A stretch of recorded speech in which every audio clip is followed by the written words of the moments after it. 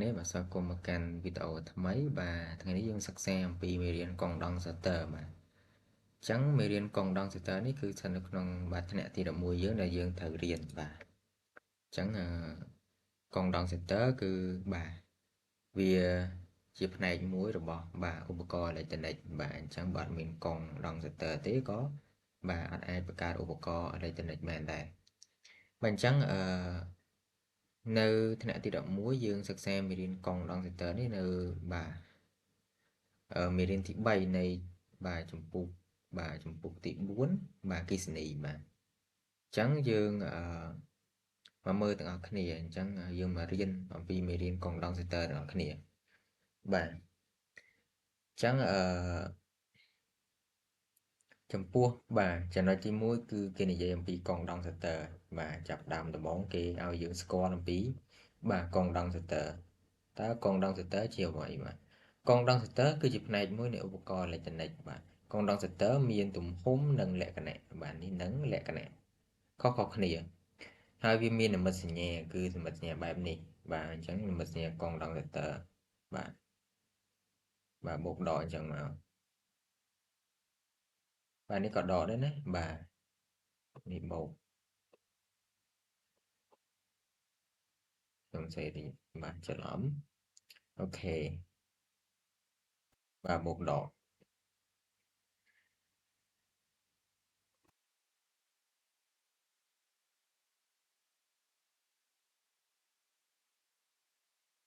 នេះបូកដែរនេះក៏ដកបាទអញ្ចឹងយើងបើញឹកគំនុះតាំងវាគឺសរសេរបែបនេះបាទបើនិមិត្តសញ្ញាគឺសរសេរបែបនេះអូខេអញ្ចឹងកងដងសតើបាទជាបង្គំនៃលោហៈពីរដែលដាក់ក្បែរគ្នាអញ្ចឹងអាក្បែរនេះនៅក្បែរវានេះគឺជាលោហៈបាទហើយវាខានដោយ D បាទ electric អញ្ចឹងចន្លោះនេះគឺគេហៅថា D electric បាទចន្លោះរវាងបន្ទះលោហៈពីរហ្នឹងបាទអូខេ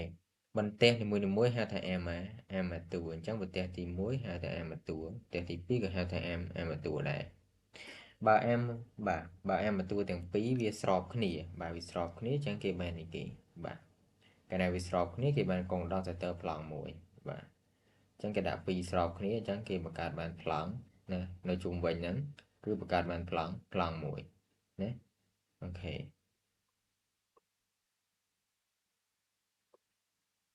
ចឹងអានេះគឺជាកងដងសតើដែលគេប្រើនៅក្នុងបាទឧបករណ៍អេឡិចត្រូនិកអានេះវាជារូបរាងកងដងសតើបាទ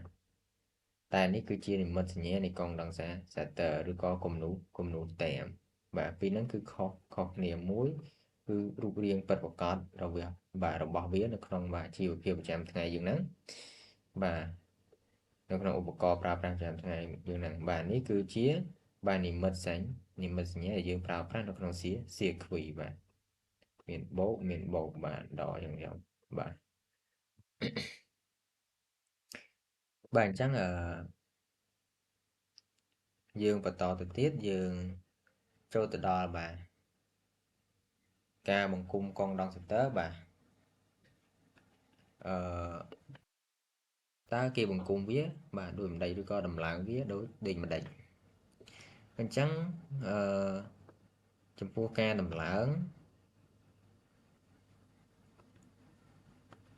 បាទអញ្ចឹងគេត្រូវតប្រភពមកកងតាក់បាទនេះកងតាក់ការចំហបាទការចំហបានន័យថាវាអត់ទាន់មានចរន្តឆ្លងកាត់ទេបាទតកងតាក់នេះការបិទបាទធ្វើឲ្យបាទមានចរន្តឆ្លងកាត់សៀគ្វីគឺ E0 នេះបាទរត់មកចូលអំពែម៉ែត្របាទចូលអំពែម៉ែត្រផ្ដល់មកកងដងសតើបាទកងដងសតើនេះបាទអាបូនេះគឺជាបន្ទុកវាបាទបន្ទុកវិជ្ជមានអានេះគឺជាបន្ទុកអវិជ្ជមានបាទអញ្ចឹងអឺកាលណាចរន្តចូលមកដល់កងដងសតើវាមាននទីផ្ទុកបាទផ្ទុកហើយពេលដែលវាផ្ទុកពេញវាផ្ទេរបាទផ្ទេរបាទវាលើសបាទបន្ទាប់មកបានវាផ្ទេរអញ្ចឹងចូលមកប្រភពវិញបាទអូខេបាទនេះគឺជាបង្គំបាទ ការផ្គុំកងដងសន្ទើបាទអញ្ចឹងយើងមកមើលរូបមន្តរបស់កងដងសន្ទើបាទរូបមន្តវាមានប្រមាណតកតងទៅនឹងអីគេខ្លះបាទអញ្ចឹងយើងមើលបាទរូបមន្តបន្ទុកកងដងសន្ទើបាទបន្ទុករបស់កងដងសន្ទើអញ្ចឹងរូបមន្តទី1គឺគុយស្មើជាមួយនឹងសេវ័យគុយមួយទៀតគឺស្មើជាមួយនឹង e គុណតេបាទនេះគឺជារូបមន្តដែលយើងត្រូវប្រើនៅក្នុងលំហាត់បាទពីរនេះយើងត្រូវចាំបាទអូខេបាទអញ្ចឹងយើងស្គាល់បាទឈ្មោះហើយនឹងຂະແນនរបស់វាអញ្ចឹងគុយនេះគឺបរិមាណបន្ទុកអគ្គិសនីហើយវាគិតជាគូឡុំចំណែកឯសេគឺ capacity កងដងទ័រគិតជា farad បាទ farad វ៉េគឺជាតង់សំអគ្គិសនីបាទមានຂະແນនគិតជា volt e គឺជាចរន្តអគ្គិសនីបាទមានຂະແນនគិតជាអំពែហើយតេនេះគឺជារយៈពេលបាទវាមានຂະແນនគិតជាវិនាទីបាទអាຂະແນនទាំងអស់ហ្នឹងយើងបានដឹងរួចមកហើយបាទអញ្ចឹងយើងបាទពាក់ព័ន្ធគ្នារហូតបាទដូចវិនាទីនេះយើងស្គាល់យូរហើយបាទចរន្តអគ្គិសនីក៏យើងស្គាល់បាទយើងផ្លែកតែ capacity មួយទេបាទហើយបន្ទុកអគ្គិសនីគឺយើងអាចស្គាល់កាលពីទី10បាទទី10បាទយើងក៏រៀនពីបន្ទុកអគ្គិសនីបាទហ្នឹងដែរអូខេអញ្ចឹងបន្ទាប់ពីយើងស្គាល់ຂະແນនបាទហើយនឹងរូបមន្តរួចហើយយើងមកមើលអនុភូគុណនៃ farad បាទដូចជាមីលីបាទមីក្រូបាទណែណូបាទជាដើមតើអានេះគ្រាន់តែយើងរំលឹកពីថ្នាក់ទី10បាទឬក៏ទី9មកទេបាទដើម្បីយើងចាំព្រោះអីលំហាត់គឺគេតែងតែប្រាប់បាទប្រាប់អូខេអញ្ចឹងយើងមើលអនុភូគុណបាទអនុភូគុណនៃ farad បាទអនុភូគុណនៃ farad អញ្ចឹងមើលបាទមីលីហ្វារ៉ាត់បាទខ្ញុំសរសេរអក្សរគឺមីលីហ្វារ៉ាត់គឺស្មើនឹង10សេគុណ13ហ្វារ៉ាត់មីក្រូហ្វារ៉ាត់បាទស្មើជាមួយ10សេគុណ16ហ្វារ៉ាត់1ណាណូហ្វារ៉ាត់អញ្ចឹងណាណូហ្វារ៉ាត់ស្មើជាមួយនឹង10សេគុណ19បាទហ្វារ៉ាត់1 2កូបាទហ្វារ៉ាត់ស្មើជាមួយនឹង10សេគុណ12បាទហ្វារ៉ាត់ដែរអូខេ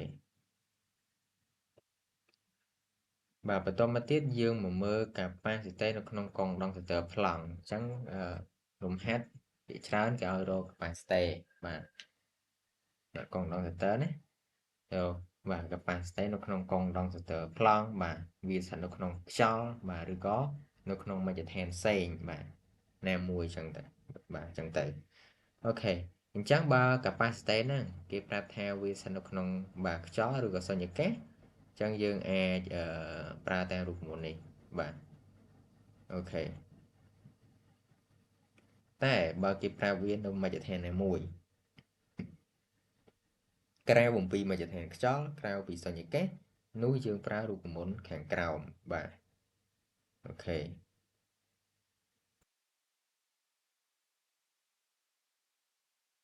នេះរូបមន្តនេះអញ្ចឹងរូបមន្តនេះវាថែមតែ epsilon air មួយទៀតទេបាទកាលណានៅមជ្ឈដ្ឋានក្រៅអញ្ចឹងគេប្រាប់ epsilon air មកហើយអញ្ចឹងរូបមន្តនៅក្នុងសញ្ញាកាសគឺ capacity C ស្មើ epsilon 0គុណជាមួយនឹង a ចែកឲ្យ d ឬក៏ចែកឲ្យ e បាទ d ហ្នឹងគឺបាទកម្រាស់E សឡង់ឬក៏កម្រាស់អាម៉ាតួយើងហ្នឹងបាទអញ្ចឹងយើង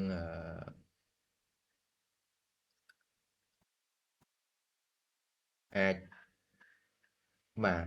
ដាក់ទៅគឺលំហាត់គេមានបាទគេប្រាប់ហើយអូខេអញ្ចឹងយើងបន្តទៅទៀតយើងមកមើលepsilon 0 epsilon 0គឺជាទូទៅគេយក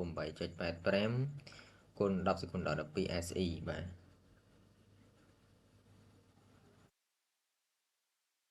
បាទ D កម្រាស់បាទ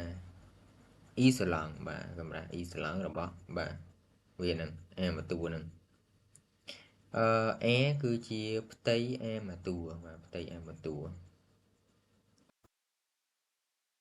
បាទអញ្ចឹងខ្ញុំសូមកែតម្រូវបន្តិចបាទកន្លែង D នេះគឺមិនមែនកម្រាស់ E សឡង់ទេបាទ អានេះគឺជាចម្ងាយរវាង A មួយតួបាទ A មួយតួ2របស់កងដង្កទ័រអញ្ចឹងកងដង្កទ័រយើងរៀនហើយគឺនិមិត្តសញ្ញាបែបនេះបាទអញ្ចឹងចម្ងាយនេះចម្ងាយ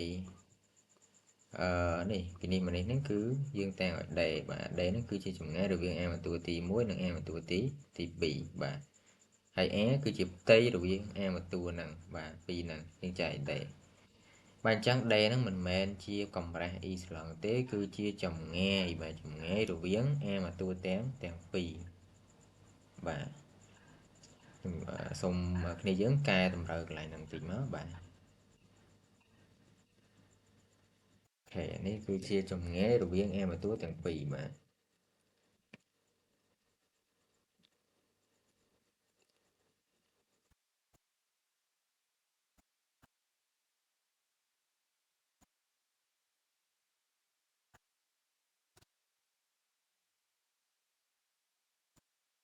បន្តមកទៀតបាទ A គឺជាផ្ទៃ A មួយតួបាទមានຂະແນនគិតជាម៉ែត្រការបាទម៉ែត្រការ៉េ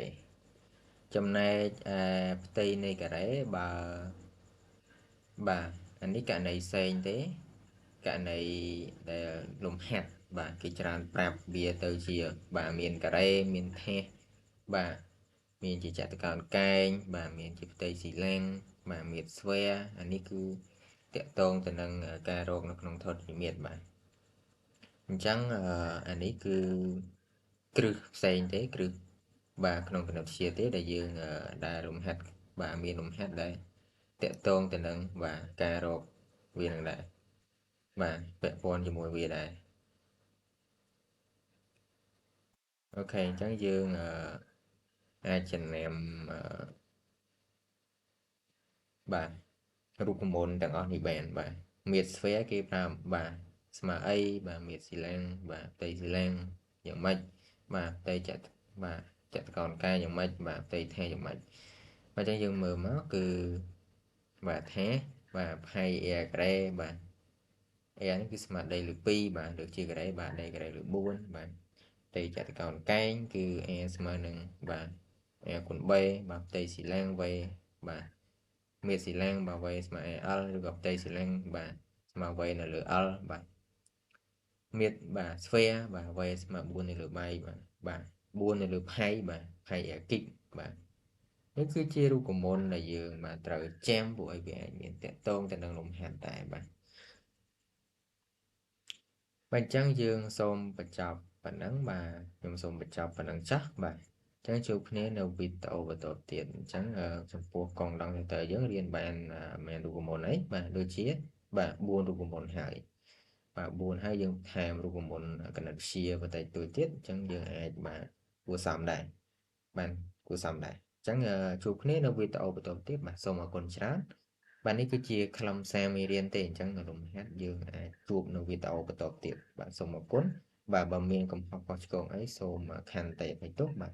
ជួបគ្នានៅវីដេអូបន្តទៀត